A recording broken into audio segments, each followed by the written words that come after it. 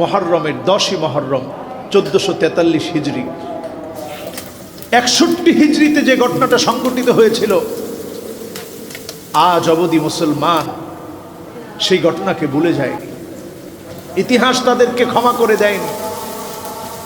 ইয়াজিদের ব্যাপারে ইবনে হাজার আসকালানি রাহিমাহুল্লাহ, ওনাকে যখন প্রশ্ন করা হলো আপনার বক্তব্য কি ইয়াজিদের ব্যাপারে, তিনি বললেন মাকদুহুম ফি আদালাতিহি, তার কোনো আদালত নাই, সে কোনো আদেল ন্যায়পরায়ণ কোনো ব্যক্তি না।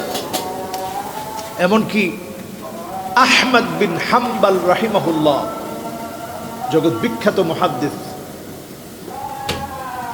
ওনাকে যখন প্রশ্ন করা হলো আপনি কি বলবেন ইয়াজিদ সম্পর্কে, আতাকতুবু হাদিসান আন ইয়াজিদ, ইয়াজিদের কাছ থেকে আপনি কি কোনো হাদিস গ্রহণ করবেন?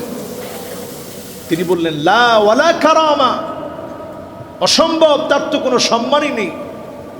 যে লোকটার সম্মান নেই এমন ব্যক্তির কাছ থেকে কেমন করে আমি হাদিস নেব?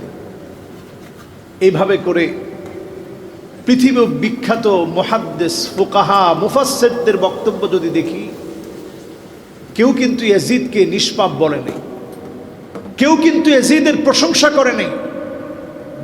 কিন্তু হ্যাঁ, অনেকে ইয়াজিদকে লানত দেওয়া, কাফের বলা, এগুলো অপছন্দ করেছেন।